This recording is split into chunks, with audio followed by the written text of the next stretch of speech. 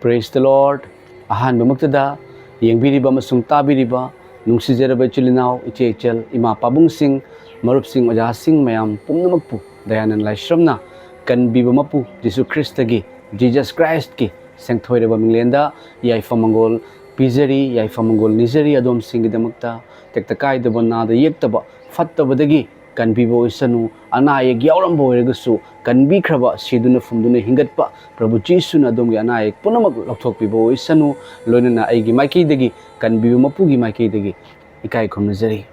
thagachari mayam ngasi karigumba matang mayam da phongdok serake mayam hojigasi Manipur gi thangmaiban hariba mafam aduda akogi iche makhak lei iche si mamangai da akoida phone tawbirak lambane magi yamna wana matamda adu akoina kanbiyo mapugi maiki dagi ai amasung oja Rojes na tawraga akoina mateng pangjakiba matamdagi ichegi thamoi hongkibani shorda laksakibani hairibi iche si mayam mahagase paralyzed makhong animak paralyzed tawduna chatpa ngamdaba sitlaga chatpani aduga yam nungai tabadi magi mapuroibana mabu inthokpiraba aduga magi paralyzed se karamna tawkibano hangjaba matamda magi nupana phubadagi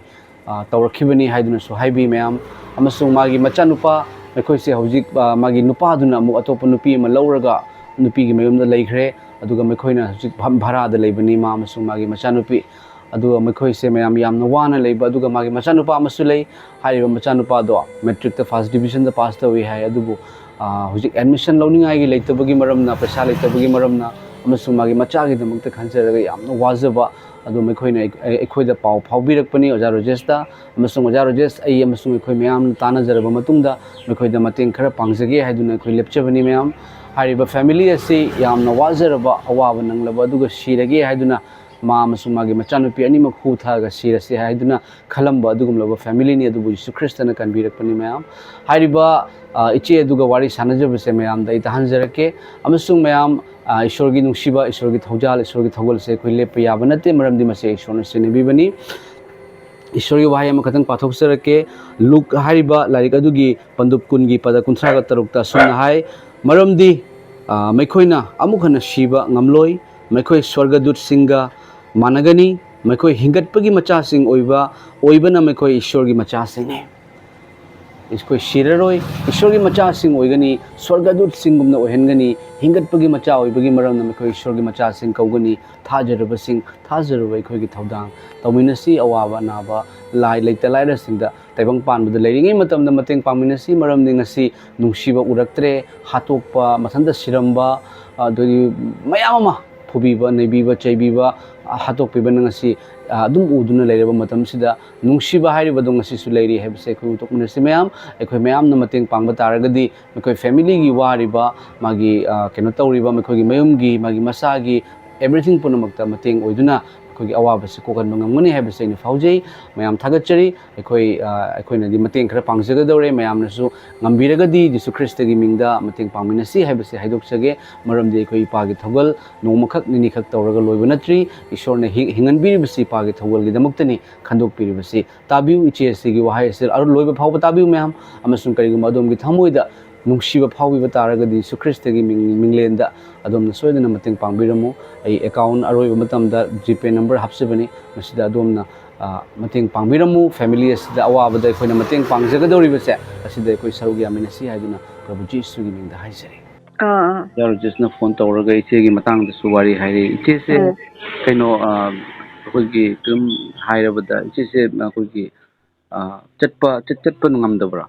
chatpa sungam ngamde kaino haiba matamda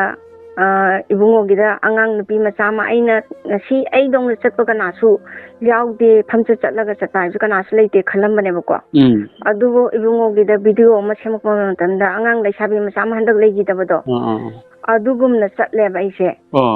amata ai dong chatpa ude na aigi wakhanda khalambado aigumna tauba amachu angang amachu leiramiko na ai matamdu khanba matamda o ai thanda natiko kanaguma misu leiko na smain ai khallaga adugi angang du makna chatpa leisabi macha du makna chatpa du makne baina phammaga chatlaga tawise atei ai kaim ngamdre ado ichegi imungdadi hujik mi kya ichegi pureba ka supun leibro leite ipurobadi nupi thiraga leigare nupi thiraga leire hairo nupi thiraga topa nupi dugi mayum lomda leigareba ꯏꯆꯦꯅ ꯍꯧꯖꯤꯛ ꯍꯥꯟꯅꯒꯤ ꯌꯨꯝꯗ ꯂꯩꯍꯧꯕ ꯍꯥꯟꯅꯒꯤ ꯌꯨꯝꯗ ꯂꯩꯇ꯭ꯔꯦ, ꯚꯔꯥꯗ ꯂꯩꯔꯦ. ꯏꯆꯥꯅꯨꯄꯤꯒ ꯑꯩꯒ ꯇꯧꯔꯒ ꯇꯣꯉꯥꯟꯅ ꯚꯔꯥꯗ ꯂꯩꯔꯦꯕ. ꯑꯣ, ꯏꯆꯥꯅꯨꯄꯤꯒ ꯏꯆꯦꯒ ꯚꯔꯥꯗ ꯂꯩꯔꯦ. ꯏꯆꯦꯒꯤ ꯅꯨꯄꯥꯗꯨꯅ ꯑꯇꯣꯞꯄ ꯅꯨꯄꯤ ꯑꯃ ꯂꯧꯈ꯭ꯔꯦ ꯍꯥꯏꯔꯣ? ꯑꯇꯣꯞꯄ ꯅꯨꯄꯤ ꯂꯧꯈ꯭ꯔꯒ ꯂꯩꯈꯔꯦ. ꯃꯉꯣꯟꯗꯒꯤ ꯍꯧꯖꯤꯛ ꯑꯉꯥꯡꯒꯤꯅꯦ ꯍꯥꯏꯕꯒꯤ ꯏꯆꯥꯅꯨꯄꯤꯒ ꯑꯩꯒ ꯍꯤꯡꯉꯤꯁꯦ ꯀꯔꯤ ꯆꯥꯔꯤ ꯅꯠꯇ꯭ꯔꯒ ꯅꯪ ꯀꯃꯥꯏꯅ ꯋꯥꯍꯪ ꯐꯥꯎꯕ ꯍꯪꯕꯤꯔꯛꯇ꯭ꯔꯕꯅꯦꯕ. ꯀꯔꯤ ꯆꯥꯔꯤ ꯊꯛꯏ ꯍꯥꯏꯕ ꯐꯥꯎꯕꯗ. ꯑꯩꯅ ꯁꯨꯃꯥꯏꯅ ꯅꯥꯈꯤꯕꯁꯦ, ꯇꯧꯈꯤꯕꯁꯦ, ꯄꯦꯔꯥꯂꯥꯏꯁ ꯇꯧꯈꯤꯕꯁꯦ ꯀꯃꯥꯏꯅ ꯇꯧꯕꯗꯒꯤꯅꯣ ꯏꯆꯦ? ꯀꯔꯤ ꯑꯣꯏꯅ ꯅꯥꯕꯗꯒꯤꯅꯣ? ꯑꯩꯁꯦ ꯃꯣꯏꯅ ꯍꯣꯏ, ꯑꯩ ꯀꯣꯟꯅ ꯅꯤꯡꯁꯤꯡꯉꯛꯄꯅꯦ. ꯗꯣꯛꯇꯔꯅ ꯃꯌꯥꯝ ꯋꯥꯍꯪ ꯍꯪꯉꯛꯄꯗ ꯇꯨꯈꯤꯕ ꯈꯣꯠꯈꯤꯕ ꯂꯩꯕ꯭ꯔꯥꯅ. ꯍꯣꯏ, ꯇꯨꯈꯤꯕ ꯑꯃꯁꯨ ꯂꯩꯔꯦ. ꯑꯗꯨꯒ ꯑꯩꯅ ꯑꯉꯥꯡ ꯏꯆꯥꯅꯨꯄꯤꯁꯤ ꯄꯣꯛꯄ ꯀꯨꯏꯗ꯭ꯔꯤꯉꯩꯗ ꯑꯩ ꯅꯨꯄꯥꯅ ꯐꯨꯕ ꯍꯥꯏꯇꯥꯔꯦꯀꯣ. ꯐꯨꯕ ꯃꯇꯝꯗ ꯑꯩꯒꯤ ꯀꯣꯛ ꯂꯣꯝꯗ ꯐꯨꯔꯛꯄ ꯃꯇꯝꯗ ꯑꯗꯨꯗ ꯑꯩꯒꯤ ꯉꯛꯇ ꯀꯩꯅꯣꯝ ꯇꯧꯈꯤꯕꯀꯣ. ꯉꯛꯇ ꯀꯩꯅꯣꯝ ꯇꯧꯈꯤꯕꯗꯨꯒ ꯀꯣꯟꯅ ꯑꯍꯥꯟꯕꯗꯗꯤ ꯗꯣꯛꯇꯔꯗ ꯁꯨꯝ ꯌꯦꯡꯉ ꯁꯨꯡꯐꯠ ꯐꯠꯇꯕꯩꯅꯦꯕ. ꯑꯗꯨ ꯌꯦꯡꯉ ꯐꯠꯇꯕꯗꯒꯤ ꯗꯣꯛꯇꯔ ꯑꯀꯣꯝꯕ ꯂꯣꯏꯔꯝꯗꯥꯏꯒꯤ ꯑꯃ ꯌꯦꯡꯕꯁꯤꯅ ꯑꯩꯉꯣꯟꯗ ꯄꯣꯂꯤꯃꯥꯏꯑꯣꯁꯥꯏꯇꯤꯛꯁꯅꯦ, ꯀꯦꯟꯁꯔꯒꯨꯝꯕ ꯑꯅꯥꯕꯅꯦ ꯍꯥꯏꯔꯛꯈꯤꯕꯀꯣ. ꯑꯗꯨ ꯑꯅꯥꯕꯅꯦ ꯍꯥꯏꯕ ꯃꯇꯝꯗꯨꯗꯒꯤꯗꯤ ꯑꯩꯁꯦ ꯗꯣꯛꯇꯔꯅ ꯌꯥꯔꯔꯣꯏ, ꯅꯣꯏ ꯀꯩꯅꯣ ꯇꯧꯔꯅꯨ, ꯄꯨꯊꯈ꯭ꯔꯣ ꯍꯥꯏꯔ ꯑꯩꯁꯦ ꯌꯨꯝꯗ ꯄꯨꯊꯔ ꯂꯩꯔꯛꯄ ꯃꯇꯝꯗꯒꯤꯅꯦꯕ ꯑꯩꯈꯣꯏ ꯅꯨꯄꯥꯁꯤꯅ ꯀꯥꯔꯟ ꯇꯧꯕ ꯍꯧꯈ꯭ꯔꯤꯁꯦ. ꯑꯗꯨ ꯇꯧꯔꯕ ꯃꯇꯨꯡꯗꯒꯤ ꯀꯩꯅꯣ ꯇꯧꯔꯦ. ꯑꯗꯨꯗꯒꯤ ꯁꯨꯝ ꯀꯩꯅꯣꯝꯃ ꯇꯧꯔꯛꯈꯤꯕ ꯍꯥꯏꯇꯥꯔꯦ, ꯌꯨꯝꯕꯥꯟꯗꯣ.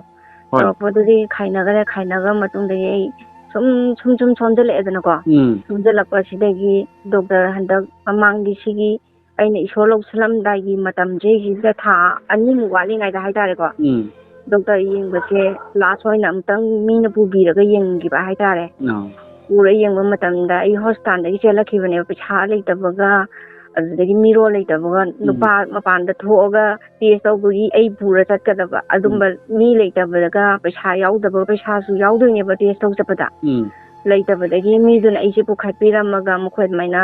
ꯀꯩꯅꯣ ꯇꯧꯈꯤꯗꯕ ꯍꯥꯏꯇꯥꯔꯦ, ꯃꯇꯦꯡ ꯄꯥꯡꯕ ꯉꯝꯈꯤꯗꯕ ꯍꯥꯏꯇꯥꯔꯦ. ꯑꯗꯨꯃꯥꯏꯅ ꯇꯧꯔꯛꯄꯁꯤꯗꯒꯤ ꯑꯩꯁꯦ ꯍꯣꯁꯄꯤꯇꯥꯜꯗꯒꯤ ꯑꯩ ꯅꯈꯣꯏꯒꯤ ꯄꯦꯁꯦꯟꯒꯤ ꯃꯤ ꯂꯥꯛꯇ꯭ꯔꯤꯕꯅ ꯀꯌꯥꯔꯛ ꯍꯟꯖꯤꯟ ꯅꯨꯃꯤꯠꯇꯨꯒꯤ ꯆꯪꯉꯛꯑꯝꯃꯦꯗꯅ. ꯆꯪꯉꯛꯄ ꯅꯨꯃꯤꯠꯇꯨꯗꯒꯤꯏꯆꯥꯅꯨꯄꯤꯁꯦ ꯌꯥꯝ ꯏꯀꯥꯏꯈꯔꯦ. ꯑꯩꯁꯨ ꯏꯕꯦꯝꯃ ꯑꯣꯏꯔꯔꯣꯏ ꯁꯤꯗꯤ, ꯀꯅꯥꯝꯇꯁꯨ ꯃꯤꯁꯨ ꯂꯥꯛꯇ꯭ꯔꯦ, ꯄꯩꯁꯥꯁꯨ ꯌꯥꯎꯗ꯭ꯔꯦ, ꯑꯦꯗꯃꯤꯠ ꯇꯧꯔꯒꯗꯤ ꯍꯣꯁꯄꯤꯇꯥꯜꯗꯗꯤ ꯂꯩꯔꯦ. ꯃꯌꯥꯝꯅ ꯁꯨꯝ ꯆꯪꯉ ꯍꯪꯕꯗꯣ, ꯅꯪ ꯇꯦꯁ ꯇꯧꯕ ꯆꯠꯈꯤꯔꯣꯏꯗ꯭राꯅ ꯍꯟꯖꯤꯟ ꯍꯪꯕꯗꯣ ꯑꯩ ꯏꯀꯥꯏꯔꯦ ꯌꯥꯝꯅ. ꯏꯕꯥꯅꯤ ꯇꯨꯃꯤꯟꯅ ꯆꯦꯟꯈ꯭ꯔꯁꯨ ꯎꯄꯥꯏ ꯂꯩꯇ꯭ꯔꯦ ꯏꯃꯥꯝꯆꯥ ꯍꯥꯏꯔꯦꯀꯣ. ꯅꯠꯇ꯭ꯔꯗꯤ ꯃꯤꯃꯥꯡꯗ ꯌꯥꯝ ꯆꯣꯞꯄꯛꯑꯦꯕꯀꯣ. ꯃꯤꯁꯤꯡꯅ ꯑꯩꯈꯣꯏꯗ ꯂꯣꯏ ꯌꯣꯝꯁꯤꯜꯂ ꯌꯦꯡꯉꯕꯅꯦ. ꯑꯩꯅ ꯍꯣꯁꯄꯤꯇꯥꯜꯒꯤ ꯀꯩꯅꯣꯗꯣ ꯕꯦꯗꯇꯣ ꯃꯌꯥꯏꯗ ꯐꯝꯃꯒ ꯑꯩꯅ ꯀꯞ ꯂꯩꯔꯕ. ꯏꯆꯥꯅꯨꯄꯤꯁꯤꯅ ꯇꯧꯐꯝ ꯈꯪꯗꯕꯩ ꯂꯦꯞꯄꯒ ꯃꯥꯁꯨ ꯀꯞꯄꯁꯨ ꯏꯀꯥꯏꯒꯨꯝ ꯇꯧꯔꯒ ꯑꯗꯨꯃꯥꯏꯅ ꯇꯧꯕꯗꯒꯤ ꯇꯨꯃꯤꯟꯅ ꯏꯆꯥꯅꯨꯄꯤꯅ ꯑꯩꯁꯦ ꯇꯣꯂꯤꯗ ꯍꯥꯞꯄꯒ ꯏꯟꯊꯣꯔꯒ ꯆꯦꯟꯊꯣꯔꯛꯈꯤꯕꯅꯦꯕ. ꯑꯗꯨꯃꯥꯏꯅ ꯇꯧꯔꯦ. ꯑꯗꯨꯗꯒꯤ ꯗꯣꯛꯇꯔꯗꯨꯅ ꯃꯥꯅ ꯑꯩ ꯌꯦꯡꯉꯒꯦ, ꯅꯪꯒꯤꯁꯦ ꯀꯅꯥꯅ ꯄꯣꯂꯤꯃꯥꯏꯑꯣꯁꯥꯏꯇꯤꯛꯁꯅꯦ ꯍꯥꯏꯅꯣ, ꯅꯪ ꯑꯗꯨ ꯑꯣꯏꯔꯝꯃꯒꯗꯤ ꯉꯍꯥꯟꯅ ꯁꯤꯔꯅꯤ ꯍꯥꯏꯔꯛꯈꯤꯕꯅꯦꯕ. ꯅꯪ ꯑꯗꯨꯒꯤ ꯑꯅꯥꯕꯗꯨ ꯁꯨꯡꯅꯠ ꯅꯠꯇꯦ. ꯅꯪꯒꯤ ꯈ꯭ꯋꯥꯡꯗ ꯑꯦꯛꯁꯔꯦ ꯂꯧꯕ ꯃꯇꯝꯗ ꯑꯩꯈꯣꯏꯅ ꯈꯪꯉꯦ, ꯈ꯭ꯋꯥꯡꯁꯤꯒ ꯅꯪ L4 L5 ꯁꯤꯗ ꯀꯩꯅꯣ ꯂꯩꯌꯦ, ꯑꯗꯨꯒ ꯅꯉꯛꯁꯤꯃꯒ ꯐꯥꯖꯤꯟꯈꯔꯦ, ꯅꯉꯛꯁꯨ ꯌꯥꯎꯈꯔꯦ. ꯑꯗꯨꯗꯨꯅ ꯅꯪ ꯄꯨꯝꯅꯃꯛ ꯁꯤꯅ ꯀꯃꯥꯏꯅ ꯆꯠꯀꯗꯣꯏꯅꯣ ꯍꯪꯉꯛꯄꯅꯦꯕ ꯑꯩꯉꯣꯟꯗ. ꯑꯗꯣ ꯆꯠꯄ ꯉꯝꯃꯣꯏꯅ. ꯏꯆꯦꯒꯤꯁꯦ ꯈꯣꯡ ꯅꯥꯝꯇ ꯑꯅꯤꯃꯛ ꯑꯃꯨꯛꯇ ꯆꯠꯄ ꯉꯝꯈꯤꯗꯕ꯭ꯔꯥ? ꯑꯅꯤꯃꯛ ꯄꯨꯂꯞꯇ ꯆꯠꯄ ꯉꯝꯃꯛꯇꯕ. ꯅꯥꯝꯃ ꯍꯥꯟꯅꯅꯦ ꯈꯔ ꯇꯞꯅ ꯃꯤ ꯁꯝꯃꯒ ꯆꯠꯂꯝꯕꯅꯦꯕꯀꯣ. ꯃꯤ ꯁꯝꯃꯒ ꯆꯠꯂꯝꯕꯗꯒꯤ ꯑꯩꯉꯣꯟꯗ ꯌꯥꯝ ꯅꯥꯕ, ꯂꯦꯞꯄ ꯐꯝꯕ ꯉꯝꯃꯛꯇꯕꯤ ꯇꯧꯔꯛꯄꯗꯒꯤ ꯑꯩ ꯐꯝꯈꯤꯕꯗꯒꯤꯀꯣ ꯂꯦꯞꯄ ꯉꯝꯈꯤꯗ꯭ꯔꯦ. ꯂꯦꯞꯄ ꯉꯝꯈꯤꯗꯕꯁꯤꯗꯒꯤ ꯑꯗꯨꯝ ꯐꯝꯅ ꯑꯗꯨꯝ ꯇꯧꯔꯒ ꯂꯩꯔꯦ ꯍꯧꯖꯤꯛꯁꯦ. ꯒ꯭ꯌꯥꯟ ꯇꯥꯔꯦ. ꯏꯆꯦꯅ ꯚꯔꯥꯗ ꯂꯩ ꯍꯥꯏꯕꯗꯨꯗꯤ ꯚꯔꯥꯒꯤ ꯀꯩꯅꯣꯁꯤ ꯀꯌꯥꯅꯣ? ꯚꯔꯥꯒꯤ ꯄꯩꯁꯥꯁꯤꯅ ꯂꯨꯄꯥ 3,350 ꯑꯣꯏꯌꯦ. ꯑꯗꯨꯗꯤ ꯏꯆꯦꯅ ꯆꯠꯄ ꯉꯝꯗ꯭ꯔꯕꯅꯤꯅ ꯀꯃꯥꯏꯅ ꯑꯗꯨꯒꯤ ꯄꯩꯁꯥꯗꯤ ꯄꯨꯊꯣꯛꯏ? ꯏꯆꯥꯅꯨꯄꯤꯁꯦ ꯍꯧꯖꯤꯛꯁꯦ ꯍꯥꯟꯅꯗꯤ ꯁꯤꯅꯦꯃꯥ ꯍꯣꯜ ꯑꯃꯗ ꯌꯥꯎꯔꯝꯕꯅꯦꯕꯀꯣ. ꯌꯥꯎꯕꯁꯦ ꯃꯥ ꯂꯨꯄꯥ 3,600 ꯑꯗꯨꯃꯥꯏꯅ ꯄꯣꯔꯛꯑꯒ ꯑꯗꯨꯃꯥꯏꯅ ꯌꯨꯝ ꯚꯔꯥꯒꯤ ꯄꯤꯈ꯭ꯔꯒ ꯁꯨꯃꯥꯏꯅ ꯇꯧꯔꯒ ꯈꯔ ꯂꯦꯝꯍꯧꯕ ꯈꯔꯗꯨꯅ ꯏꯃꯥꯝꯆꯥ ꯆꯥꯕ, ꯑꯗꯨꯃꯥꯏꯅ ꯇꯧꯔꯒ ꯍꯤꯡꯉꯛꯄꯅꯦꯕ ꯏꯆꯥꯅꯨꯄꯤꯒ ꯏꯃꯥꯝꯆꯥ ꯍꯧꯖꯤꯛ ꯂꯩꯔꯤꯕꯁꯤꯗꯤ. ꯑꯗꯣ ꯍꯧꯖꯤꯛꯁꯦ ꯃꯥ ꯅꯧꯅ ꯑꯃꯨꯛ ꯁꯤꯖꯗ ꯏꯁꯣꯔꯒꯤ ꯑꯣꯏꯕ ꯀꯩꯅꯣꯗꯒꯤ ꯊꯧꯖꯥꯟꯗꯒꯤ ꯁꯤꯖ ꯍꯣꯁꯄꯤꯇꯥꯜꯗ ꯍꯟꯗꯛ ꯊꯥ ꯐꯥꯕꯒꯤ ꯂꯝꯕꯤꯗ ꯂꯥꯏ ꯇꯣꯂꯣꯞ ꯐꯪꯗ꯭ꯔꯤꯕꯀꯣ. ꯃꯥꯅ ꯄꯩꯁꯥꯁꯦ ꯐꯪꯗꯕꯅ ꯃꯇꯥꯡꯗ ꯌꯥꯝ ꯊꯤꯅ ꯑꯩꯈꯣই ꯑꯋꯥꯕꯗꯤ ꯃꯌꯥꯝ ꯑꯃ ꯊꯦꯡꯅꯩꯌꯦ. ꯊꯦꯡꯅꯔꯤꯕꯁꯤꯗꯩꯁꯤꯗ ꯏꯆꯥꯅꯨꯄꯤꯅ ꯄꯨꯁꯜꯂꯛꯏꯕꯁꯤ ꯅꯠꯇꯅ ꯑꯍꯦꯟꯕ ꯂꯥꯛꯐꯝꯗꯤ ꯂꯩꯇꯦꯕ ꯑꯩꯈꯣꯏꯒꯤꯗꯃꯛꯇꯗꯤ ꯍꯣꯏ ꯑꯗꯣ ꯏꯆꯦꯒꯤ ꯔꯨꯝ ꯚꯔꯥꯁꯤ ꯂꯨꯄꯥ 3,000 ꯀꯌꯥ ꯍꯥꯏꯕ 3,500 3,500 이쪽에 낭스 뿐나 게노. 이자누파 아마가 누피 아마가네. 아도 이자누파세 나한 마카이디 마파기 마낙다 레이버네버고. 마파이 마낙다 레이버세 kaino haiba matamda hau직ti 이자 누기 미자 haiba kano leite nuksinaba haibase amaga nuksibagi lambise hau직ti leinarꯛꯇ꯭ꯔꯕ yamna tangaba nuksiba haibase yam tangna thulaba matam oirabneba. Oirapasina maram oiraga angangji wakhanda mangonda taubiba ai maning thungdaba mayam ama masu mapai manakta leiningaktreba kainomtang sabo orasu lupa kunda piyo haina niragasu pibidabana anamba piragasu paisa langaga pirakpogumba ko adamaina tauba angangje kainom chaning borasu mangonda chaba thapado haiba ngamdaba khotabasi summa mayam ama leire adu mana hojikse ai nakta leibagi mangonda wakhanji khalleba kaina hamamdi masina thabak paisa taline jakhre aina phamche chatpa ai ngamdaba aise leibase kariguma aina kainom tawninge kainom tawni hamatanda ising mathakta leibo chane phammaga lambadu ngamdabanina madumba kaya singdo isana pana khanjala matamda aigi nakta leiraga lai tamba su sajage duga aigi seba su masina thabak chakhrabanina mana tawjaraga damaina leina nabagi dam isana paji su khalakpa haitare khalakpa dudagi mana ada leiba matamda su nungaina leiba natabanina induna sola su chara su chadra su aigi nakta leijaraga adamaina tawraga aibu su yengjinba ngamnanabagi dam adamaina ma wakhanje khallaga lai tambado ma aigi nakta tamba leirage nangi seba su aina tawrage duga mama aigi nakta leiraga di mangonda nungaijabu oigani haibado aigi su nungaijabu oigani kaino haibda hingakpa matamda ibungo akhoi nupi ngata hingba haibasisu baradaga leibane musitpa minateba nasi hingakpa matamda dokimati akhoi miyeng changai phatabu wakhan khalai phatabu wakhan khalibado ꯏꯁꯣꯔꯒꯤ ꯃꯆꯥ ꯑꯣꯏꯔꯨꯕ ꯑꯩꯈꯣꯏꯅꯗꯤ ꯐꯠꯇꯕ ꯆꯠꯀꯦ ꯐꯠꯇꯕ ꯋꯥꯈꯜ ꯈꯟꯒꯦ ꯍꯥꯏꯕ ꯑꯩꯈꯣꯏꯒꯤ ꯊꯃꯣꯏꯁꯤꯅ ꯗꯁꯨ ꯂꯩꯇꯦ ꯋꯥꯈꯜꯗꯁꯨ ꯈꯟꯕ ꯂꯩꯇꯦ ꯑꯗꯨꯕꯨ ꯃꯤꯒꯤ ꯃꯤꯠꯌꯦꯡꯗꯗꯤ ꯑꯗꯨꯝ ꯐꯠꯇꯅ ꯎꯕꯤꯕ ꯍꯥꯏꯕꯁꯦ ꯑꯗꯨꯝ ꯎꯕꯤꯕꯒꯤ ꯀꯩꯅꯣꯁꯨ ꯂꯩ ꯑꯗꯨꯅ ꯏꯆꯥꯅꯨꯄꯥ ꯑꯁꯤꯃ ꯂꯩ ꯇꯥꯔꯒꯗꯤ ꯑꯩ ꯑꯃ ꯂꯩ ꯇꯥꯔꯒꯗꯤ ꯏꯆꯦꯗꯁꯨ ꯎꯀꯟ ꯑꯣꯏꯒꯅꯤ ꯏꯃꯥꯒꯤꯗꯃꯛꯇꯁꯨ ꯎꯀꯟ ꯑꯣꯏꯔꯅꯤ ꯁꯨꯃꯥꯏꯅ ꯀꯟꯕꯤꯕ ꯑꯣꯏꯒꯅꯤ ꯍꯥꯏꯕꯒꯤꯗꯃꯛ ꯏꯆꯥꯅꯨꯄꯥꯁꯦ ꯑꯩꯒꯤ ꯅꯥꯛꯇ ꯂꯥꯛꯅꯤꯡꯉꯦ ꯑꯗꯨꯒ ꯌꯥꯝꯅ ꯏꯁꯣꯔꯒꯤ ꯊꯧꯔꯥꯡꯅꯤ ꯍꯥꯏꯅ ꯈꯜꯂꯤ ꯏꯆꯦ ꯑꯗꯣ ꯏꯆꯦ ꯑꯣꯏꯅ ꯂꯩꯕꯤꯔꯤꯕ ꯃꯐꯝꯁꯦ ꯃꯐꯝꯁꯦ ꯍꯥꯏꯕꯤꯌꯨ ꯀꯩꯅꯣꯅꯦ ꯊꯥꯡꯃꯩꯕꯟꯅꯦ ꯊꯥꯡꯃꯩꯕꯟꯗ ꯂꯩꯕꯀꯣ ꯏꯆꯦꯅ ꯍꯧꯖꯤꯛ ꯚꯔꯥ ꯂꯩꯔꯤꯁꯦ ꯊꯥꯡꯃꯩꯕꯟꯗꯔꯣ ꯚꯔꯥ ꯂꯩꯔꯤꯁꯦ ꯊꯥꯡꯃꯩꯕꯟꯗꯅꯦ ꯑꯗꯨꯒ ꯏꯆꯦꯒꯤ ꯏꯆꯥꯅꯨꯄꯥꯅ ꯃꯥꯗꯤ ꯀ꯭ꯂꯥꯁ ꯀꯌꯥ ꯇꯝꯃꯤꯅꯣ ꯍꯟꯗꯛ 10 ꯊꯥꯈꯤꯕ 11 ꯀꯥꯗꯣꯏꯕ 10ꯒꯤ ꯔꯤꯖꯜꯗꯤ ꯊꯣꯛꯈ꯭ꯔꯦꯀꯣ ꯊꯣꯛꯈ꯭ꯔꯦ ꯐꯥꯔꯁ ꯗꯤꯕꯤꯖꯟꯗ ꯌꯥꯎꯔꯛꯑꯦ ꯄ꯭ꯔꯦꯁ ꯗ ꯂꯣꯔꯗ ꯐꯥꯔꯁ ꯗꯤꯕꯤꯖꯟ ꯃꯥ ꯇꯨꯏꯁꯟ ꯑꯃ ꯇꯧꯕ ꯅꯠꯇ꯭ꯔꯦ ꯀꯔꯤꯒꯨꯝꯕ ꯑꯃꯠꯇꯒꯤ ꯃꯥ ꯀꯔꯤꯒꯨꯝꯕ ꯑꯃꯠꯇꯒꯤ ꯌꯥꯎꯗꯅ ꯏꯁꯣꯔꯗ ꯍꯥꯏꯖꯕꯒꯤ ꯃꯄꯥꯟꯅꯀꯣ ꯃꯥ ꯑꯗꯨꯃꯥꯏꯅ ꯏꯁꯣꯔꯒꯤ ꯊꯧꯖꯥꯟꯗꯒꯤ ꯃꯥ ꯐꯥꯔꯁ ꯗꯤꯕꯤꯖꯟꯗꯗꯤ ꯌꯥꯎꯔꯛꯑꯦ ꯑꯗꯣ ꯍꯧꯖꯤꯛ ꯏꯆꯦꯒꯤ ꯃꯥꯒꯤ ꯑꯦꯗꯃꯤꯁꯟ ꯇꯧꯅꯤꯡꯉꯥꯏꯒꯤ ꯄꯩꯁꯥ ꯃꯑꯣꯡ ꯆꯥꯗꯦ ꯍꯥꯏꯔꯥ ꯑꯦꯗꯃꯤꯁꯟ ꯇꯧꯕꯒꯤ ꯃꯄꯥꯅꯒꯤ ꯑꯣꯏꯅꯁꯨ ꯑꯩꯈꯣꯏꯒꯤ ꯉꯝꯗꯕꯒꯤ ꯃꯑꯣꯡꯗ ꯇꯧꯔꯒ ꯂꯩꯔꯦ ꯑꯗꯨꯗꯒꯤ ꯑꯩꯒꯤ ꯑꯣꯏꯅꯁꯨ ꯑꯩꯅ ꯀꯩꯁꯨ ꯁꯨꯕ ꯉꯝꯗ꯭ꯔꯕꯅꯤꯅ ꯑꯩꯅꯁꯨ ꯄꯥꯡꯒꯟ ꯊꯣꯛꯇ꯭ꯔꯦ ꯑꯗꯨꯗꯒꯤ ꯏꯆꯥꯅꯨꯄꯤꯅ ꯁꯨꯕ ꯆꯠꯂꯤꯕꯁꯤꯁꯨ ꯍꯧꯖꯤꯛ ꯃꯇꯝꯗꯗꯤ ꯈꯨꯠꯁꯨꯃꯟ ꯐꯥꯎꯕꯗ ꯃꯠꯄ ꯑꯗꯨ ꯑꯣꯏꯔꯦꯕ ꯃꯃꯥꯡꯒꯤꯗ ꯊꯥ 2 ꯊꯕꯛ ꯌꯥꯎꯕꯗꯣ ꯊꯕꯛ 2ꯗꯨꯒꯤ ꯊꯥ 2ꯒꯤ ꯄꯩꯁꯥ ꯄꯤꯕꯤꯗ꯭ꯔꯦꯕ ꯑꯗꯣ ꯍꯤꯡꯗꯕꯗꯤ ꯌꯥꯗꯦ ꯆꯥꯗꯕꯗꯤ ꯌꯥꯗꯦ ꯑꯗꯣ ꯍꯧꯖꯤꯛ ꯑꯃꯗ ꯑꯃꯨꯛ ꯍꯧꯖꯤꯛꯁꯦ ꯑꯃꯨꯛ ꯇꯧꯔꯦ ꯁꯤꯖꯗ ꯑꯃꯨꯛ ꯆꯪꯕꯅꯦꯕ ꯅꯧꯅ ꯆꯪꯉꯤꯕꯅꯦꯕ ꯑꯗꯨꯒꯤ ꯁꯦꯟ ꯊꯨꯝꯗꯨꯁꯨ ꯐꯪꯉꯛꯇ꯭ꯔꯤꯕꯅꯤꯅ ꯏꯆꯥꯅꯨꯄꯥꯁꯤꯗꯁꯨ ꯌꯦꯡꯅꯤꯡꯕ ꯂꯩꯔꯒꯁꯨ ꯃꯆꯦꯅ ꯌꯦꯡꯅꯤꯡꯕ ꯂꯩꯔꯒꯁꯨ ꯀꯔꯤꯒꯨꯝꯕ ꯑꯝꯇ ꯄꯥꯡꯒꯟ ꯊꯣꯛꯇꯕꯤꯗ ꯂꯩꯔꯦ ꯍꯧꯖꯤꯛꯁꯦ ꯌꯥꯝ ꯋꯥꯔꯝꯒꯅꯤ ꯏꯆꯦ ꯑꯩꯅꯁꯨ ꯈꯟꯕꯗ ꯚꯔꯥꯒꯤ ꯊꯥꯒꯤ ꯐꯥꯔꯒꯗꯤ ꯚꯔꯥ ꯄꯤꯗꯕ ꯌꯥꯔꯣꯏ ꯆꯥꯗꯕ ꯌꯥꯔꯣꯏ ꯑꯅꯥ ꯑꯌꯦꯛ ꯌꯥꯎꯔꯛꯀꯅꯨ ꯍꯥꯏꯕ ꯌꯥꯗꯦꯀꯣ ꯄꯨꯝꯅꯃꯛꯁꯦ ꯍꯣꯠꯅꯔꯛꯄꯗ ꯏꯆꯦ 3,000 ꯐꯪꯉꯤ ꯍꯥꯏꯗꯣ ꯑꯗꯨꯅ ꯄꯣꯛꯑꯣꯏ ꯌꯥꯝ ꯋꯥꯔꯝꯒꯅꯤ ꯏꯆꯦꯒꯤ ꯋꯥꯍꯩꯁꯦ ꯑꯩ ꯈꯪꯖꯔꯦ ꯅꯨꯡꯁꯤ ꯑꯗꯣ ꯏꯆꯦꯅ ꯏꯁꯣꯔ ꯈꯪꯖꯔꯛꯈꯤꯕꯁꯦ ꯃꯇꯝ ꯀꯔꯝꯅ ꯈꯪꯕꯤꯔꯛꯈꯤ ꯏꯆꯦ ꯑꯩꯅ ꯏꯁꯣꯔ ꯈꯪꯉꯛꯈꯤꯕꯁꯦ ꯑꯩ ꯃꯃꯥꯡꯗ ꯌꯥꯝ ꯊꯤꯅ ꯐꯤꯕꯝ ꯇꯥꯗꯅ ꯋꯥꯈꯤꯕ ꯀꯅꯥꯒꯨꯝꯕ ꯑꯃꯇꯒꯤ ꯏꯆꯥꯅꯨꯄꯤꯁꯤꯅ ꯁꯨꯔꯦ ꯄꯩꯁꯥ ꯐꯪꯉꯛꯈꯤꯗ꯭ꯔꯦ ꯑꯗꯨꯗꯒꯤ ꯏꯆꯥꯅꯨꯄꯤꯁꯨ ꯅꯥꯕꯀꯣ ꯏꯆꯥꯅꯨꯄꯤꯁꯨ ꯅꯥꯕ ꯑꯩꯁꯨ ꯅꯥꯏꯌꯦ ꯆꯠꯄ ꯉꯝꯗ꯭ꯔꯤꯉꯩ ꯃꯊꯛꯁꯤꯗꯩꯁꯤꯗ ꯆꯠꯄ ꯉꯝꯗꯕ ꯑꯅꯥꯕꯁꯤꯗꯩꯁꯤꯗ ꯑꯅꯥꯕ ꯑꯩꯁꯦ ꯗꯥꯏꯕꯦꯇꯤꯁꯁꯨ ꯌꯥꯎꯁꯜꯂꯛꯄꯤꯅꯦꯕꯀꯣ ꯑꯗꯨꯗꯒꯤ ꯍꯥꯔꯠꯇꯒꯤ ꯀꯩꯗꯒꯤ ꯉꯁꯥꯏꯒꯤ ꯑꯅꯥꯕꯁꯦ ꯑꯩꯁꯦ ꯂꯣꯏ ꯁꯨꯔꯒ ꯑꯩꯁꯦ ꯂꯩꯌꯦ ꯂꯩꯔꯒ ꯏꯆꯥꯅꯨꯄꯤꯅ ꯈꯔ ꯁꯨꯔꯝꯕꯗꯨꯁꯨ ꯇꯣꯂꯣꯞ ꯆꯥꯡ ꯅꯥꯏꯅ ꯐꯪꯗꯕꯅ ꯃꯔꯝ ꯑꯣꯏꯔꯒ ꯈꯔ ꯐꯪꯉꯛꯄꯗꯨꯅ ꯃꯥꯒꯤ ꯅꯥꯕꯒꯤ ꯑꯗꯨꯝꯆꯠꯂꯒ ꯑꯩꯗꯤ ꯉꯁꯥꯏꯒꯤ ꯑꯩꯒꯤ ꯀꯩꯅꯣꯗꯒꯤ ꯏꯆꯥꯅ ꯑꯃꯨꯛ ꯍꯦꯜꯂꯦ ꯈꯜꯂꯒ ꯑꯩ ꯅꯥꯕ ꯌꯦꯡꯗ꯭ꯔꯕꯁꯨ ꯏꯆꯥꯅꯨꯄꯤꯒꯤ ꯆꯠꯂꯒ ꯃꯥ khara pesa dari betul ni can pi layeng ya buko masuk mapam pongthorok yeng su hidang saro su phatabi adu maina tawra anaba sigi marak silista yum bara su pi banga makta bugum tawra pa yam wara pa tha tare cha yum bara si pi banga makta dan ai leirak khibane ba leirak ta matam da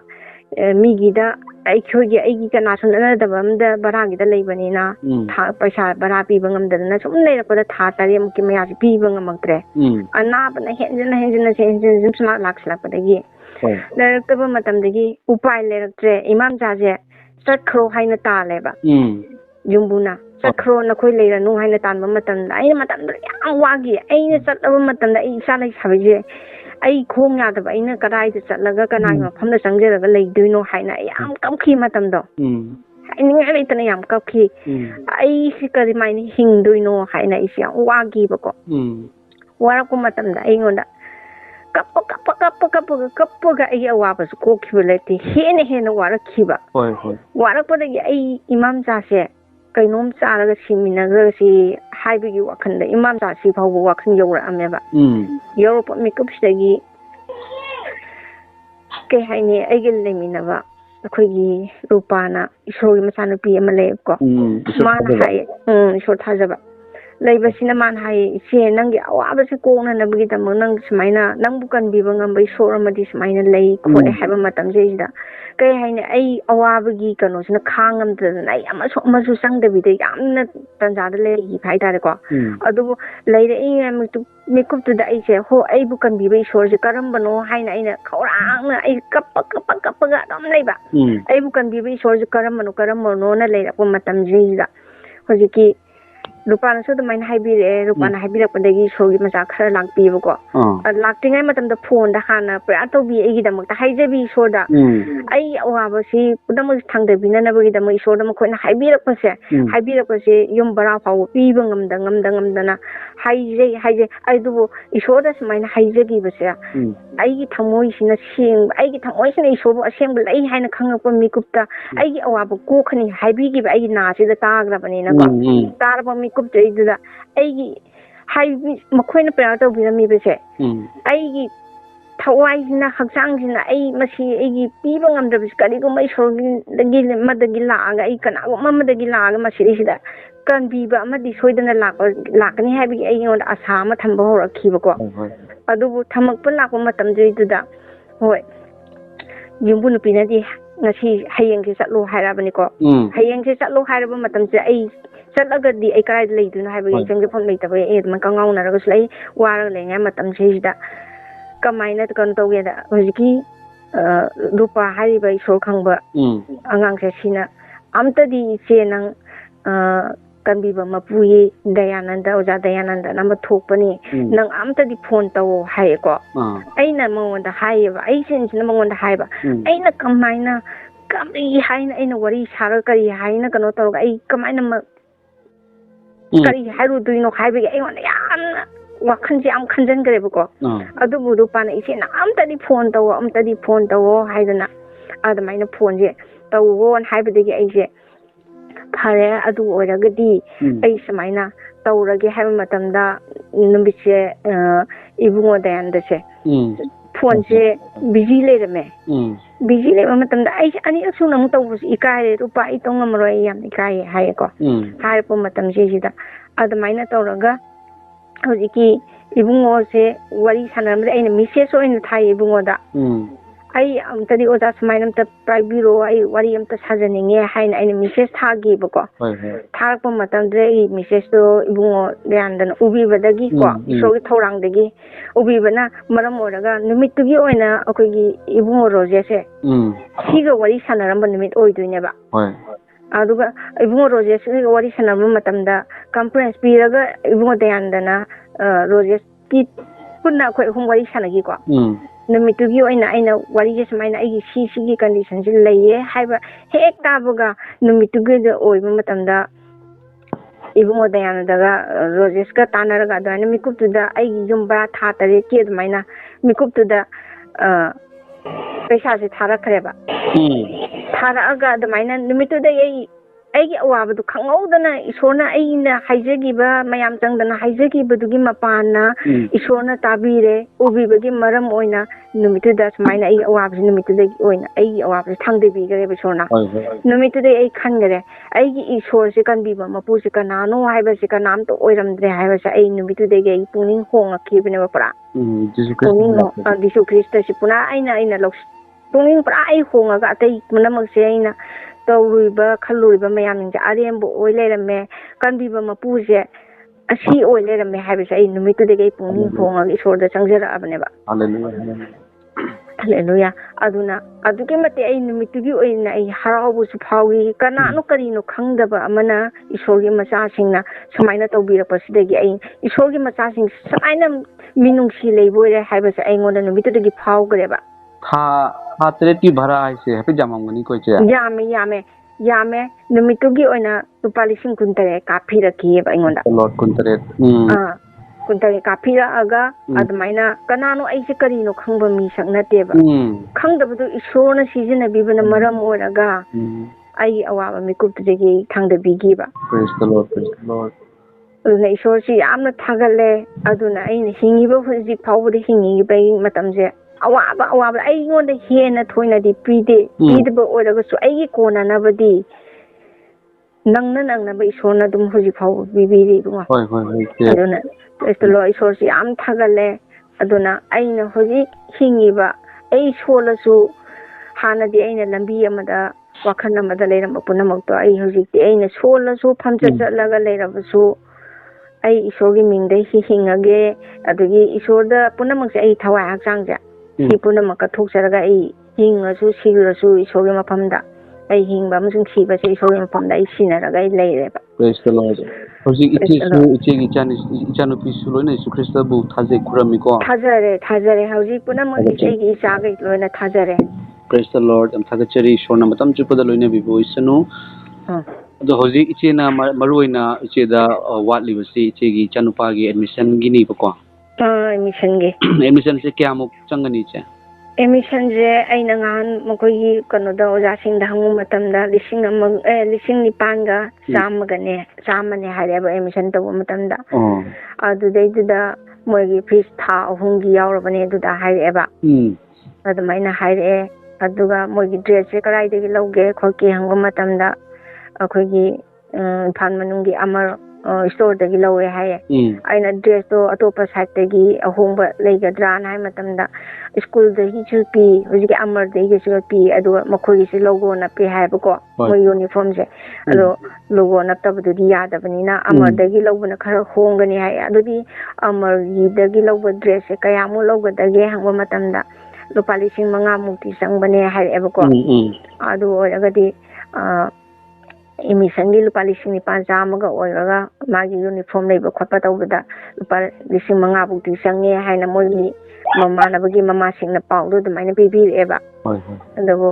ꯑꯩꯅ ꯍꯧꯖꯤꯛꯃꯛ ꯃꯥꯒꯤ ꯃꯄꯨꯡ ꯐꯥꯅ ꯗ꯭ꯔꯦꯁꯇꯣ ꯂꯩꯕ ꯉꯝꯗ꯭ꯔꯒꯁꯨ ꯊꯥꯒꯤ ꯑꯣꯏꯔꯛꯄꯗ ꯃꯆꯦꯅ ꯈꯔ ꯐꯪꯉꯛꯄ ꯃꯇꯝꯗ ꯑꯗꯨꯃꯥꯏꯅ ꯂꯩꯕꯤꯅꯅꯕꯅ ꯑꯗꯨꯃꯥꯏꯅ ꯃꯆꯦꯗꯁꯨ ꯋꯥꯔꯤ ꯁꯥꯕꯅꯦꯕ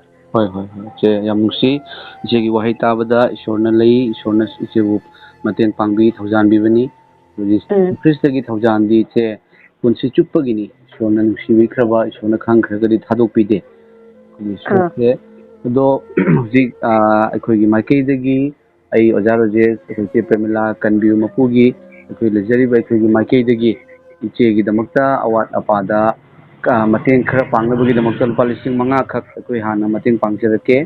ꯑꯗꯨꯒ ꯑꯩꯈꯣꯏꯒꯤ ꯏꯆꯦꯒꯩꯒ ꯁꯥꯟꯅꯖꯕ ꯋꯥꯔꯤꯁꯦ ꯑꯗꯨ ꯀꯟꯕꯤꯌꯨ ꯃꯄꯨꯒꯤ ꯑꯩꯈꯣꯏꯒꯤ ꯅꯨꯡꯁꯤꯕ ꯑꯣꯖꯥꯁꯤꯡ ꯏꯆꯤꯜ ꯏꯅꯥꯎ ꯏꯆꯦ ꯏꯆꯜ ꯆꯤꯡꯃꯤ ꯃꯩꯇꯩ ꯃꯌꯥꯝ ꯑꯃ ꯂꯩꯔꯤꯀꯣ ꯃꯣꯏꯅꯁꯨ ꯇꯥꯕ ꯌꯥꯅꯕ ꯏꯁꯣꯔꯒꯤ ꯅꯨꯡꯁꯤꯕ ꯌꯤꯁꯨ ꯈ꯭ꯔꯤꯁꯇꯒꯤ ꯊꯧꯖꯥꯜꯗꯣ ꯏꯁꯣꯔꯅ ꯏꯆꯦꯕꯨ ꯃꯇꯝ ꯑꯃꯗ ꯍꯨ ꯊꯥꯔꯒ ꯏꯆꯥꯅꯨꯄꯤꯒ ꯏꯆꯦꯒ ꯁꯤꯔꯒꯦ ꯍꯥꯏꯅ ꯐꯥꯎ ꯈꯜꯂꯝꯕ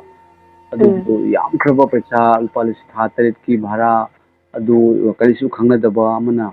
ꯏꯁꯣꯔꯅ ꯊꯧꯖꯥꯟꯕꯤꯕꯗꯒꯤ ꯃꯇꯦꯡ ꯄꯥꯡꯉꯛꯄꯗꯒꯤ ꯏꯆꯦꯒꯤ ꯊꯃꯣꯏ ꯍꯣꯡꯉꯛꯄꯗꯣ ꯅꯨꯡꯁꯤꯕꯗꯣ ꯑꯗꯨ ꯃꯌꯥꯝꯅꯁꯨ ꯈꯪꯕ ꯌꯥꯅꯕ ꯑꯗꯨꯒ ꯃꯌꯥꯝꯅ ꯏꯁꯣꯔꯅ ꯁꯣꯛꯄꯤꯔꯒ ꯏꯆꯦꯗ ꯑꯩꯈꯣꯏꯒꯤ ꯃꯊꯧ ꯇꯥꯕ ꯄꯨꯝꯅꯃꯛ ꯂꯣꯏꯅ ꯂꯥꯛꯄ ꯌꯥꯅꯕꯒꯤꯗꯃꯛꯇ ꯑꯩ ꯀꯟꯕꯤꯌꯨ ꯃꯄꯨꯒꯤ ꯌꯨꯇ꯭ꯌꯨꯕ ꯆꯦꯅꯦꯜꯗ ꯉꯁꯤ ꯍꯥꯞꯆꯒꯦ ꯏꯁꯣꯔꯅ ꯁꯣꯏꯗꯅ ꯃꯇꯦꯡ ꯄꯥꯡꯕꯤꯕꯁꯨ ꯑꯣꯏꯁꯅꯨ ꯑꯗꯨꯒ ꯑꯩ ꯑꯣꯖꯥ ꯔꯣꯖꯦꯁ ꯏꯆꯦ ꯄ꯭ꯔꯦꯃꯤꯂꯥ ꯑꯃꯁꯨꯡ ꯑꯣꯖꯥ ꯃꯅꯤ ꯑꯣꯖꯥ ꯅꯣꯍꯥ ꯑꯩꯈꯣꯏꯒꯤ ꯃꯥꯏꯀꯩꯗꯒꯤꯅ ꯂꯨꯄꯥ 5,000ꯈꯛ ꯑꯩꯈꯣꯏ ꯃꯇꯦꯡ ꯄꯥꯡꯖꯔꯒꯦꯕꯀꯣ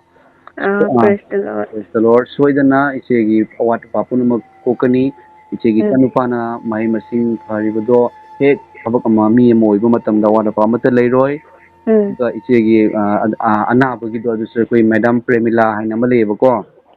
ꯃꯥꯁꯦ ꯌꯥꯝ ꯆꯥꯎꯅ ꯑꯅꯥ ꯑꯌꯦꯛꯇ ꯑꯩꯈꯣꯏꯒꯤ ꯄꯦꯔꯥꯂꯥꯏꯁ ꯇꯧꯕ BP ꯁ꯭ꯇ꯭ꯔꯣꯛ ꯇꯧꯔꯨꯔꯕꯁꯤꯡꯁꯤꯒ ꯌꯥꯝꯅ ꯐꯖꯅ ꯇ꯭ꯔꯤꯠꯃꯦꯟ ꯇꯧꯕ ꯑꯗꯨꯒ ꯐꯔꯛꯈꯤꯕ ꯃꯌꯥꯝ ꯑꯃ ꯌꯥꯎꯋꯦ ꯃꯥꯁꯨ ꯏꯁꯣꯔꯒꯤ ꯃꯆꯥ ꯑꯣꯏꯅ ꯑꯩꯈꯣꯏꯒ ꯊꯧꯒꯜ ꯇꯧꯔꯤꯕꯅꯤ ꯏꯁꯣꯔꯗ ꯍꯥꯏꯖꯔꯒ ꯏꯆꯦ ꯄ꯭ꯔꯦꯃꯤꯂꯥꯒꯤ ꯃꯥꯅ ꯇ꯭ꯔꯤꯠꯃꯦꯟꯗꯨꯁꯨ ꯏꯆꯦꯗ ꯇꯧꯅꯕꯒꯤ ꯑꯩꯈꯣꯏ ꯋꯥꯔꯤ ꯁꯥꯟꯅꯔꯦ ꯑꯣꯖꯥ ꯔꯣꯖꯦꯁ ꯏꯆꯦ ꯄ꯭ꯔꯦꯃꯤꯂꯥ ꯑꯩꯈꯣꯏ ꯋꯥꯔꯤ ꯁꯥꯟꯅꯕꯅꯤꯀꯣ ꯏꯆꯦ ꯄꯨꯝꯅꯃꯛꯇ ꯃꯔꯝ ꯄꯨꯝꯅꯃꯛꯇ ꯏꯁꯣꯔꯅ ꯕ꯭ꯂꯦꯁꯤꯡ ꯂꯥꯛꯑꯅꯤ ꯑꯗꯣ ꯏꯆꯦꯗ ꯑꯩꯈꯣꯏꯒꯤ ꯃꯇꯥꯡꯗꯒꯤ ꯑꯩꯈꯣꯏꯒꯤ ꯃꯥꯏꯀꯩꯗꯒꯤ ꯃꯇꯦꯡ ꯄꯥꯡꯕꯁꯦ ꯁꯣꯏꯗꯅ ꯄꯥꯡꯖꯔꯒꯦꯀꯣ ꯏꯆꯦ ꯏꯕꯨꯡꯉꯣ ꯌꯥꯝ ꯅꯨꯡꯉꯥꯏꯌꯦ ꯑꯗꯣ ꯀꯩꯒꯨꯝꯕ ꯑꯝꯇꯪꯒ ꯍꯥꯏꯖꯒꯦ ꯏꯆꯦꯒ ꯁꯥꯟꯅꯖꯕ ꯋꯥꯔꯤꯁꯦ ꯃꯌꯥꯝꯅ ꯇꯥꯒꯗꯧꯔꯤꯕꯅꯤꯅ ꯇꯥꯒꯗꯧꯔꯤꯕꯁꯤꯡꯒꯤ ꯃꯅꯨꯡꯗ ꯏꯆꯦꯒꯨꯝꯂꯕꯤ ꯆꯠꯄꯗ ꯃꯑꯣꯡ ꯆꯥꯗ꯭ꯔꯕꯤ ꯎꯕ ꯐꯪꯖꯗ꯭ꯔꯕꯤ ꯀꯣ ꯑꯌꯦꯛ ꯂꯩꯔꯕ ꯗꯥꯛꯇꯔꯅ ꯌꯥꯔꯔꯣꯏ ꯍꯥꯏꯔꯛꯑꯕ ꯇꯣꯉꯥꯟ ꯂꯣꯟ ꯊꯣꯛꯇ꯭ꯔꯕ ꯃꯌꯥꯝ ꯑꯃ ꯂꯩ ꯏꯆꯦ ꯑꯗꯨꯗꯤ ꯀꯔꯤꯒꯤꯗꯃꯛꯇ ꯑꯩꯁꯦ ꯄꯣꯛꯄꯤꯔꯝꯃꯤꯅꯣ ꯀꯥꯏꯅ ꯁꯥꯎꯕꯀꯣ ꯑꯗꯨꯁꯤꯡꯗꯨꯒ ꯏꯆꯦꯅ ꯀꯔꯤ ꯍꯥꯏꯅꯤꯡꯉꯤ ꯏꯆꯦꯒꯤ ꯊꯃꯣꯏꯗ ꯐꯥꯎꯕ ꯑꯦꯛꯁꯄꯤꯔꯤꯌꯦꯟꯁꯇꯣ ꯐꯣꯡꯗꯣꯛꯄꯤꯌꯨ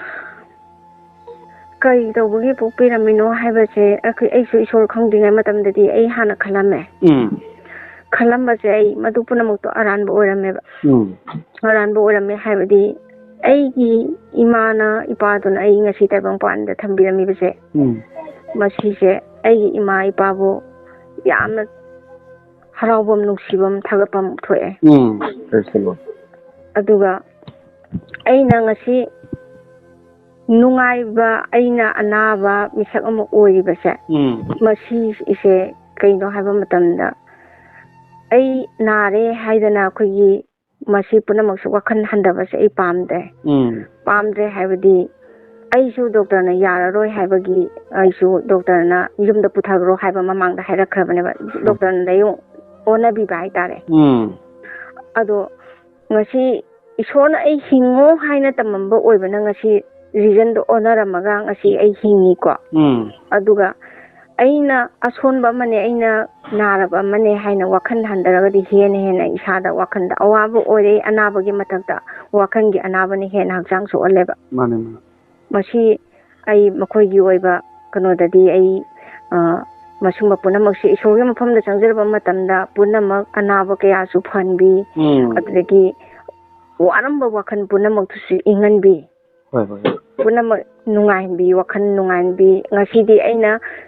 ꯁꯣꯏꯅꯥꯏꯔꯕ ꯑꯃꯒꯨꯝꯅ ꯆꯠꯄ ꯉꯝꯗ꯭ꯔꯒ ꯐꯝꯆꯠ ꯆꯠꯂꯕ ꯑꯣꯏꯔꯒ ꯂꯩꯔꯝꯕ ꯑꯣꯏꯔꯒꯁꯨ ꯑꯩ ꯉꯁꯤꯗꯤ ꯑꯁꯥ ꯌꯥꯝꯅ ꯂꯩꯔꯦ ꯏꯆꯥꯁꯤꯡꯒꯤꯗꯃꯛ ꯑꯩ ꯍꯤꯡꯈꯤꯒꯦ ꯏꯆꯥꯁꯤꯡꯒꯤꯗꯃꯛ ꯑꯩ ꯑꯁꯣꯟꯕ ꯑꯩ ꯂꯩꯔꯒꯁꯨ ꯉꯁꯥꯏꯒꯤ ꯑꯩ ꯑꯃ ꯂꯩ ꯇꯥꯔꯒꯗꯤ ꯏꯆꯥꯁꯤꯡꯒꯤ ꯑꯗꯨꯛꯀꯤ ꯃꯇꯤꯛ ꯅꯨꯡꯉꯥꯏꯖꯕ ꯍꯔꯥꯎꯖꯕ ꯑꯃ ꯑꯣꯏꯔꯤꯕꯅꯦꯕ ꯑꯗꯨꯅ ꯑꯩ ꯏꯁꯥ ꯈꯛꯇꯪꯒꯤ ꯈꯜꯂꯒ ꯍꯧꯖꯤꯛꯇꯤ ꯍꯤꯡꯕ ꯌꯥꯗ꯭ꯔꯦ ꯏꯁꯣꯔꯗ ꯆꯪꯖꯔꯕ ꯃꯇꯝꯗ ꯄꯨꯝꯅꯃꯛꯁꯦ ꯑꯣꯏꯊꯣꯛꯏ ꯍꯥꯏꯕꯁꯦ ꯅꯨꯡꯉꯥꯏꯕ ꯐꯪꯉꯤ ꯍꯛꯆꯥꯡꯒꯤ ꯑꯅꯥꯕꯁꯨ ꯐꯩ ꯑꯩ ꯍꯧꯖꯤꯛ ꯈꯣꯡ ꯆꯠꯄ ꯉꯝꯗꯦ ꯍꯥꯏꯖꯕ ꯇꯥꯔꯒꯁꯨ ꯏꯁꯣꯔꯒꯤ ꯊꯧꯖꯥꯟꯗꯒꯤ ꯑꯩꯒꯤ ꯊꯋꯥꯏ ꯋꯥꯈꯜ ꯍꯛꯆꯥꯡ ꯄꯨꯝꯅꯃꯛꯇ ꯑꯩ ꯀꯟꯈꯠꯄ ꯐꯪꯉꯦ ꯑꯁꯤꯒꯨꯝꯅ ꯃꯈꯣꯏꯒꯤ ꯋꯥꯈꯜꯗꯁꯨ ꯏꯁꯣꯔ ꯀꯅꯥꯅꯣ ꯈꯪꯍꯟꯅꯤꯡꯉꯦ ꯏꯁꯣꯔ ꯈꯪꯗ꯭ꯔꯤꯕ ꯀꯌꯥꯗꯁꯨ ꯄꯨꯝꯅꯃꯛꯁꯦ ꯀꯟꯕꯤꯕ ꯉꯝꯕꯁꯦ ꯀꯅꯥꯝꯇ ꯑꯣꯏꯔꯝꯗꯦ ꯍꯥꯏꯕꯁꯦ ꯑꯩ ꯁꯦꯡꯅ ꯑꯩ ꯂꯥꯎꯊꯣꯛꯆꯕ ꯃꯇꯝꯗ ꯄ꯭ꯔꯚꯨ ꯖꯤꯁꯨ ꯈ꯭ꯔꯤꯁꯇ ꯅꯠꯇꯅ ꯑꯇꯩ ꯀꯅꯥꯝꯇꯅ ꯀꯟꯕ ꯉꯝꯗꯦ ꯍꯥꯏꯕꯁꯦ ꯑꯩ ꯁꯤꯃꯇꯗꯤ ꯑꯩ ꯍꯥꯏꯖꯔꯝꯒꯦ ꯃꯌꯥꯝꯗ ꯌꯥꯝ ꯊꯥꯒꯠꯆꯔꯤ ꯏꯆꯦ ꯑꯗꯨꯅꯅꯤ ꯖꯤꯁꯨ ꯈ꯭ꯔꯤꯁꯇꯅ ꯑꯩ ꯂꯝꯕꯤꯗꯣ ꯑꯆꯨꯝꯕꯗꯣ ꯍꯤꯡꯕꯗꯣ ꯑꯩꯅꯤ ꯍꯥꯏꯁꯦ mahakti kanbiba hinganba lakpani asi sihanba nate wahanba nate ko Mane. aduna mibagi punsida awaba mayam ama mayoknaragasu Jisu Krista bu thajabiu adomgi lambi nungaibagi ingthabagi lambi ishorna thaurang tawbiri hebse yingbiriba punamakta aigi maikaidagi ichegi maikaidagi Oja Rojes iche Premila Ojamani Ojanoha kanbiu mapugi maikaidagi mayamnasu thamjari aduna kaidongmaida ninghanaba yade ninghanaba ishordagi nate asa hope se asa se Jisu Krista ni ko Mane. ahingba asa haise Thagachari iche yam nungaijare iche ga ngak wari sanajabase ado iche gi photo gumba leiragadi amatang thabiro ko iche iche photo leiragadi amatang thabiro Ai satpa ngamingagi ko hoi hoi hojikti namdre photo do satpa ngamingagi de yawe hoi iche amatang thabiro iche igana pullaga suisogi thogol tominasi adu ga iche gi awat apa do tabiriba mayamna su mateng pangakani iche mateng pangba awana da mateng pangba si sargada lan presinmani iche ishorna akhoi bu thambiri base akhoi khakki awat pa mention nabagi nate mayam gini maram adu Jisu Krista na yumlon na bu nasa makum na nungsiu haibado iche na wari se aina wabadu maina feel tawbado ishorgi yathang akhoi na ngakchebane nungsibana yathang punamak thungalli nungsibana pap punamak kokthokpe haibaduni Thagachari iche na photo do thabiro ei pau phajaba iche gi nungsiba wahai se samjerage tabiriba punamak pu sorna su sokpigani anai kokhanbigani ekhoi mayam na iche da mating pangjarage do ekhoi gi maikaidagi hana simanga hana thajarake ko iche yam nungaijare hallelujah praise the Lord praise the Lord amen